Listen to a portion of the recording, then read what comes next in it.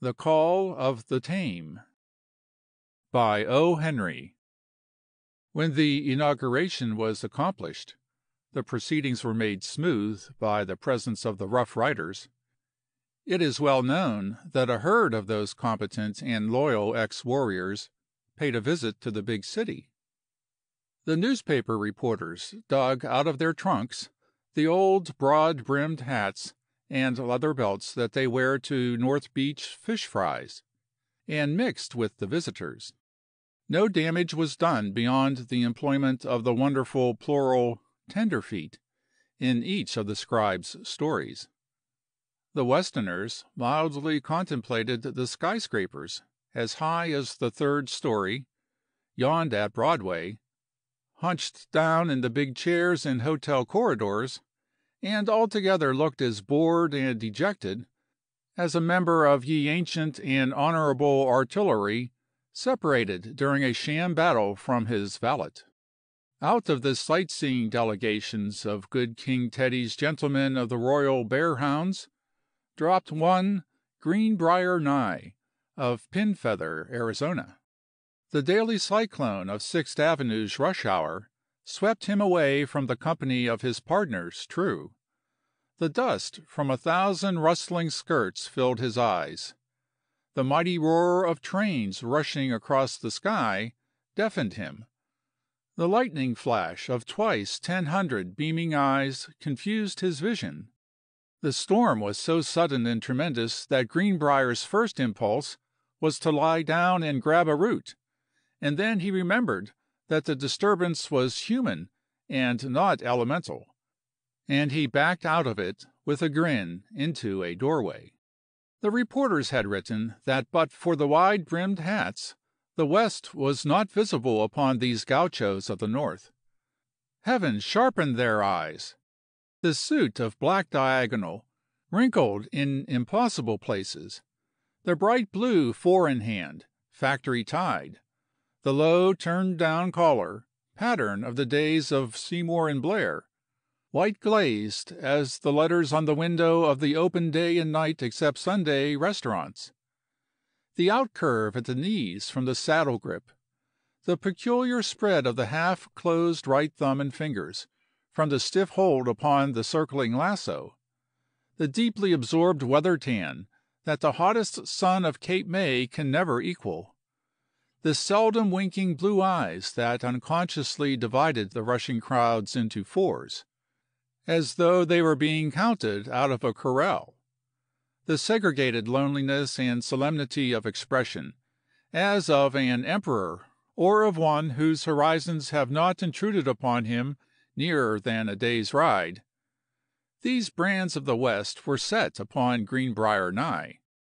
Oh yes, he wore a broad-brimmed hat, gentle reader, just like those the Madison Square post-office mail-carriers wear when they go up to Bronx Park on Sunday afternoons.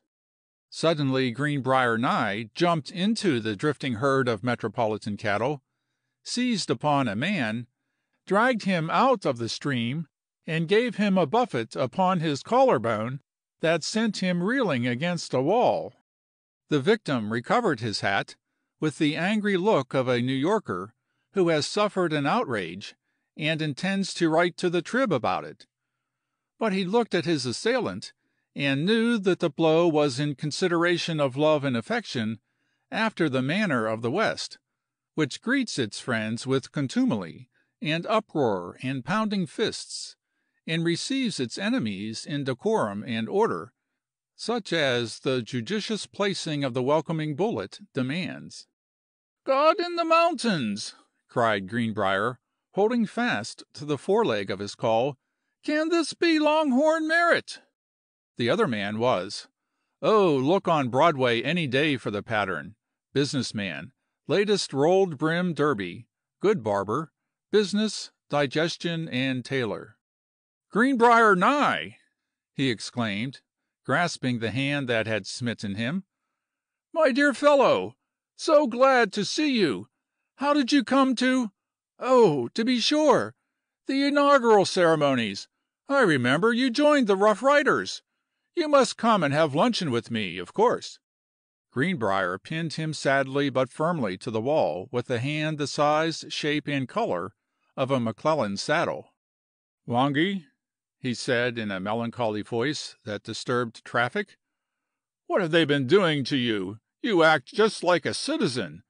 They done made you into an inmate of the city directory. You never made no such Johnny Brandt's execration of yourself as that, out on the Gila. Come and have lunching with me. You never defined grub by any such terms of reproach in them days." "I've been living in New York 7 years," said Merritt.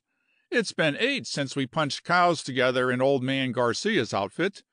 Well, let's go to a cafe anyhow. It sounds good to hear it called grub again."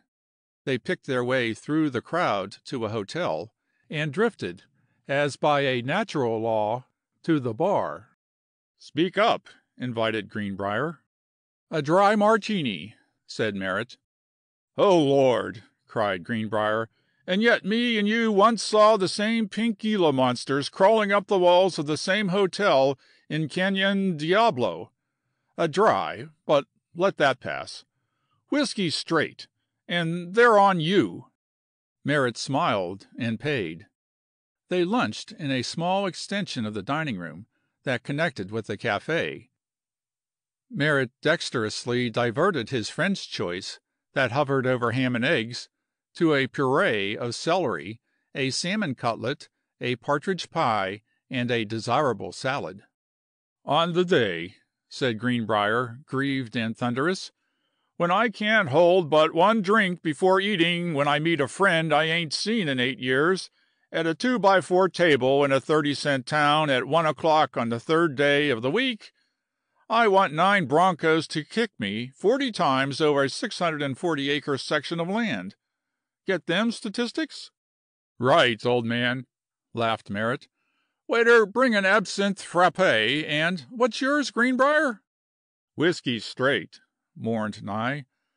"Out of the neck of a bottle you used to take it, Longy. Straight out of the neck of a bottle on a galloping pony. Arizona red-eye, not this oh, what's the use? They're on you." Merritt slipped the wine card under his glass. "All right. I suppose you think I'm spoiled by the city. I'm as good a Westerner as you are, Greenbrier, but somehow I can't make up my mind to go back out there. New York is comfortable. Comfortable. I make a good living, and I live it. No more wet blankets and riding herd in snowstorms, and bacon and cold coffee, and blowouts once in 6 months for me. I reckon I'll hang out here in the future. We'll take in the theater tonight, Greenbrier, and after that we'll dine at—" "I'll tell you what you are, Merritt," said Greenbrier, laying one elbow in his salad and the other in his butter. "You are a concentrated, effete, unconditional, short-sleeved, gotch-eared Miss Sally Walker. God made you perpendicular and suitable to ride straddle and use cuss words in the original. Wherefore you have suffered his handiwork to elapse by removing yourself to New York and putting on little shoes tied with strings, and making faces when you talk. I've seen you rope and tie a steer in 42½. If you was to see one now, you'd write to the police commissioner about it. And these flapdoodle drinks that you inoculate your system with, these little essences of cowslip with acorns in 'em, and paregoric flip, they ain't anyways in assent with the cordiality of manhood. I hate to see you this way." "Well, Mr. Greenbrier," said Merritt, with apology in his tone, "in a way you are right. Sometimes I do feel like I was being raised on the bottle. But I tell you, New York is comfortable. Comfortable. There's something about it, the sights and the crowds, and the way it changes every day, and the very air of it that seems to tie a 1-mile-long stake rope around a man's neck, with the other end fastened somewhere about 34th Street. I don't know what it is." "God knows," said Greenbrier sadly, "and I know. The East has gobbled you up. You was venison, and now you're veal. You put me in mind of a japonica in a window. You've been signed, sealed, and diskivered. Requiescat in hoc signo. You make me thirsty." "A green chartreuse here," said Merritt to the waiter. "Whiskey straight," sighed Greenbrier. "And they're on you, you renegade of the roundups." "Guilty, with an application for mercy," said Merritt. "You don't know how it is, Greenbrier. It's so comfortable here that—" "Please loan me your smelling salts," pleaded Greenbrier. "If I hadn't seen you once bluff 3 bluffers from Matsetsal City with an empty gun in Phoenix—" Greenbrier's voice died away in poor grief. "Cigars!" he called harshly to the waiter, to hide his emotion. "A pack of Turkish cigarettes for mine," said Merritt. "They're on you," chanted Greenbrier, struggling to conceal his contempt. At 7 they dined in the Where to Dine Well column. That evening a galaxy had assembled there. Bright shone the lights o'er fair women and let it go, anyhow, brave men. The orchestra played charmingly. Hardly had a tip from a diner been placed in its hands by a waiter, when it would burst forth into sonoriferousness. The more beer you contributed to it, the more Meyer beer it gave you, which is reciprocity. Merritt put forth exertions on the dinner. Greenbrier was his old friend, and he liked him. He persuaded him to drink a cocktail. "I take the horehound tea," said Greenbrier, "for old time's sake, but I prefer whiskey straight. They're on you." "Right," said Merritt. "Now run your eye down that bill of fare and see if it seems to hitch on any of these items." "Lay me on my lava bed," said Greenbrier with bulging eyes. "All these specimens of nutriment in the grub wagon. What's this? Horse with the heaves? I pass. But look along. Here's truck for 20 roundups all spelled out in different directions. Wait till I see." The viands ordered, Merritt turned to the wine list. "This Medoc isn't bad," he suggested. "You're the doc," said Greenbrier. "I'd rather have whiskey straight. It's on you." Greenbrier looked around the room. The waiter brought things and took dishes away. He was observing. He saw a New York restaurant crowd enjoying itself. "How was the range when you left the Gila?" asked Merritt. "Fine," said Greenbrier. "You see that lady in the red speckled silk at that table? Well, she could warm over her beans at my campfire. Yes, the range was good. She looks as nice as a white mustang I see once on Black River." When the coffee came, Greenbrier put one foot on the seat of the chair next to him. "You said it was a comfortable town, Longy," he said meditatively. "Yes, it's a comfortable town. It's different from the plains in the Blue Norther. What did you call that mess in the crock with the handle, Longy? Oh, yes, squabs in a cash roll. They're worth the roll. That white mustang had just such a way of turning his head and shaking his mane. Look at her, Longy.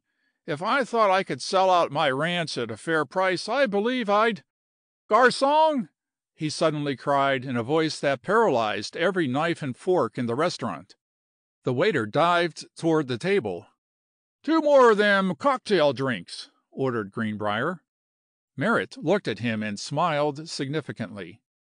"They're on me," said Greenbrier, blowing a puff of smoke to the ceiling. If you liked the video, put a like, subscribe to the channel and click on the bell to not miss our new videos.